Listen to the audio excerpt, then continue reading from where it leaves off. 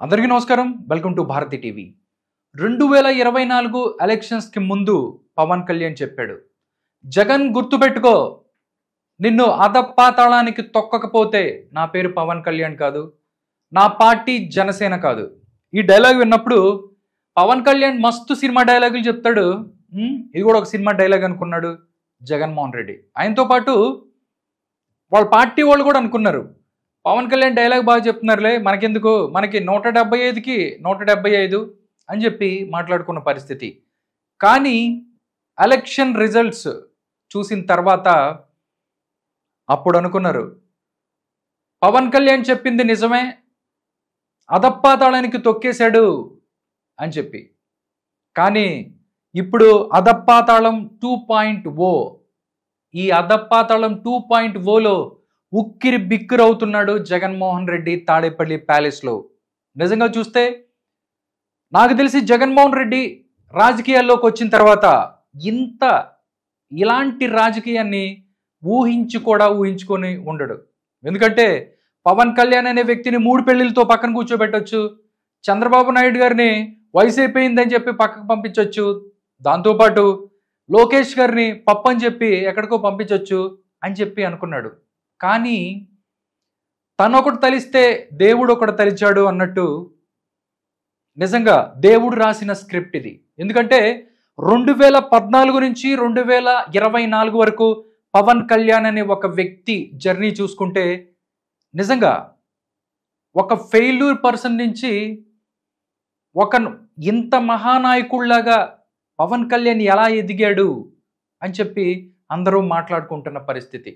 2024లో నిజంగా వైసీపీ కొమ్ములు ఇరిచి పక్కన కూర్చోబెట్టాడు.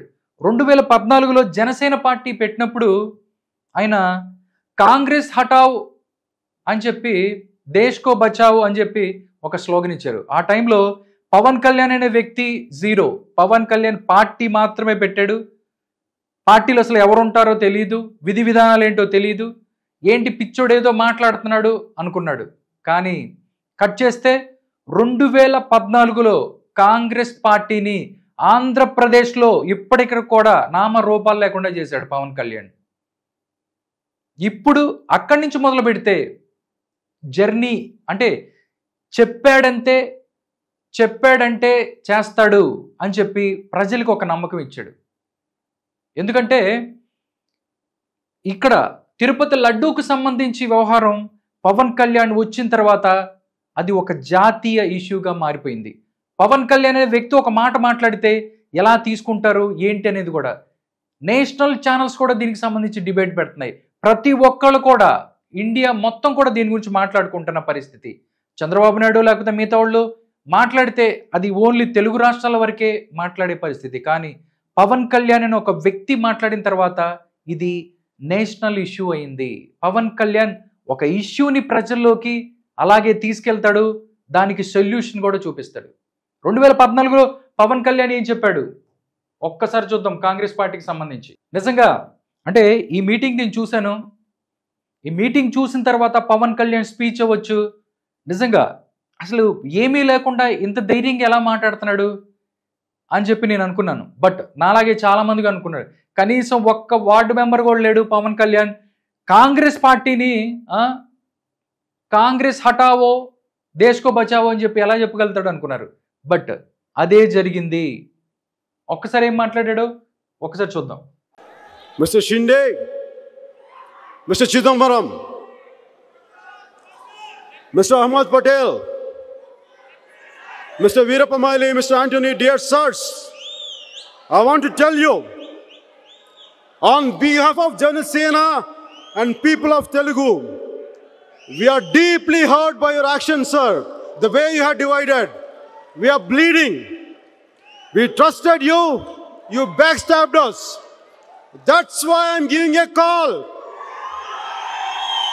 I'm giving a call to the entire nation. Congress, hatao!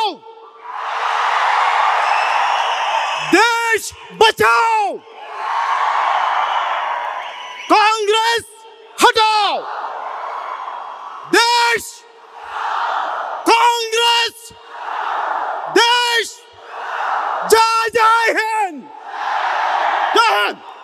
ఏం చెప్పారు? 2014లో పవన్ కళ్యాణ్ కాంగ్రెస్ హటావ్ దేశ్ బచావ్ అని చెప్పి మాట్లాడినప్పుడు 125 సంవత్సరాలు గల కాంగ్రెస్ పార్టీని పవన్ కళ్యాణ్ అనే ఒక చిన్న నటుడు ఏం చేస్తాడు అని చెప్పారు.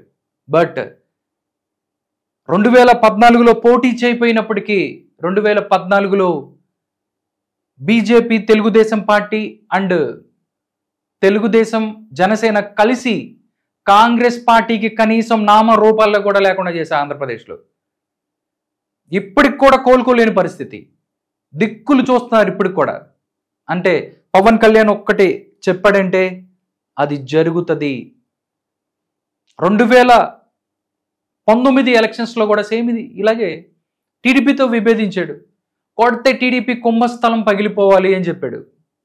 2014లో జగన్మోహన్ రెడ్డి గెలిచాడు. బట్ పవన్ కళ్యాణ్ అక్కడ గెలకపోవచ్చు, కానీ గెలవనివ్వలేదు టీడీపీని ఆ టైంలో. 2024లో సేమ్ ఇదే చెప్పాడు. జగన్ గుర్తుపెట్టుకో, నిన్ను అధపాతాళానికి తొక్కకపోతే నా పేరు పవన్ కళ్యాణ్ కాదు, నా పార్టీ జనసేన కాదని చెప్పాడు. 2024 ఎలక్షన్స్కి ముందు జగన్మోహన్ రెడ్డి గురించి, వైఎస్ఆర్ కాంగ్రెస్ పార్టీ గురించి పవన్ కళ్యాణ్ మాట్లాడిన ఒక్క మాట ప్రజలు ఏ విధంగా తీసుకెళ్లారు? 11 సీట్లతో కూర్చోబెట్టి పక్కన కూర్చోబెట్టారు వైఎస్ఆర్ కాంగ్రెస్ పార్టీని. పవన్ కళ్యాణ్ ఏం చెప్పాడు 2024 ఎలక్షన్స్ కు ముందు ఒకసారి? ఇంతింతై వటుడింతై నభో వీధిపై నంతై తోయిద మండలాగ్రమణకంతై వామనవతారాన్ని చూపిస్తుంది జనసేన.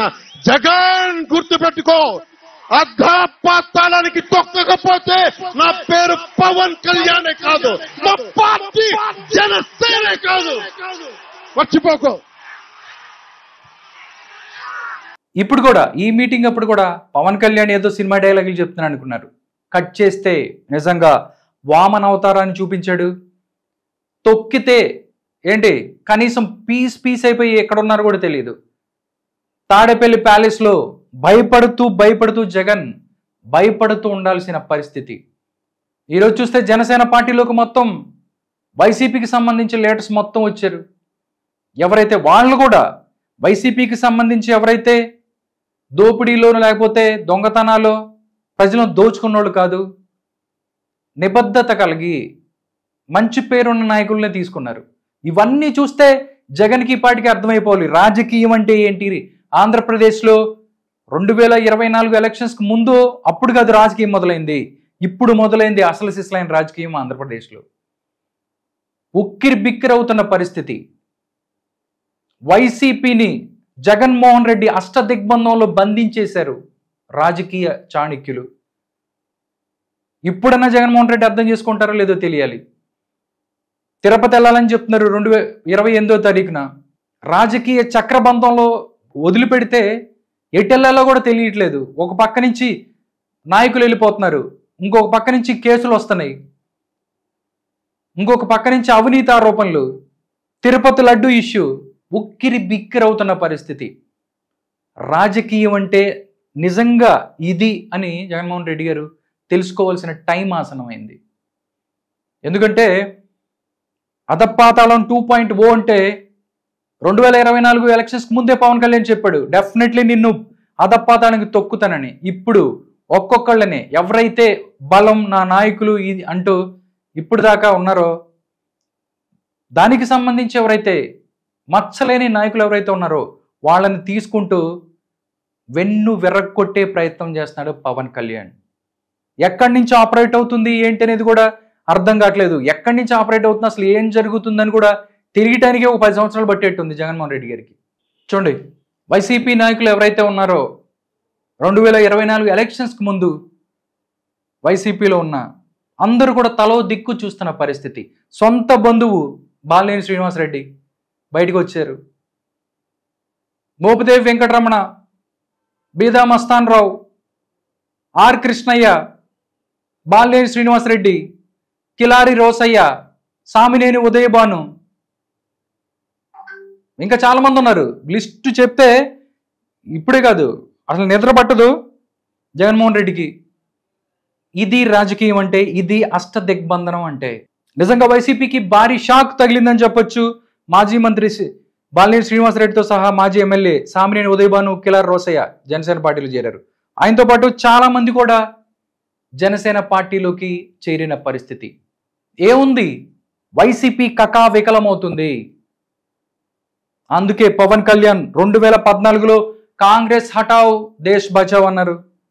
దాని తర్వాత 19లో టీడీపీ కుంభస్థలం అని చెప్పాడు.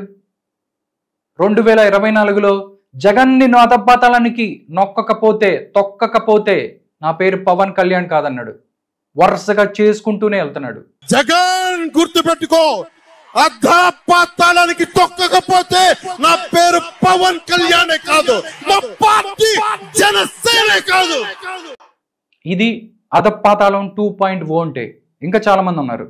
కాబట్టి 2024 ఎలక్షన్ తర్వాత రాజకీయాలు అయిపోయింది అని చెప్పి రిలాక్స్ అయ్యారు చాలా మంది ప్రజలు. కానీ అసలు సిసలు రాజకీయం ఇప్పుడు మొదలైంది.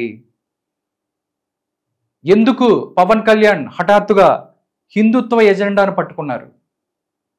నేను హ్యూమనిస్ట్ని అని చెప్పి ఎందుకు మాట్లాడుతున్నారు? ఒక ఇష్యూని నేషనల్ ఇష్యూ ఎందుకైంది? 2014 అప్పుడు పవన్ కళ్యాణ్ ఏంటి, ఇప్పుడు పవన్ కళ్యాణ్ ఏంటి? He is the one of the powerful leader in India. ఇట్లా చూసుకుంటూ పోతే బళ్ళు ఓడలవటం. బట్ ఏ రాజకీయ నాయకుడైనా నిజాయితీతో రాజకీయాలు చేస్తే, ప్రజలకి ఉపయోగపడే రాజకీయాలు చేస్తే, ఒకప్పుడు కాకపోయినా చాలామంది అన్నారు కనీసం నువ్వు వార్డు మెంబర్గా కూడా గెలవలేదని చెప్పారు వైసీపీ వాళ్ళు. పిఠాపురంలో అత్యధిక మెజారిటీతో గెలిచారు. మీరు 100 కోట్లు కుమ్మరించినా కానీ అక్కడ గెలిచాడు. బట్ ఇప్పుడు పవన్ కళ్యాణ్ ఏంటి?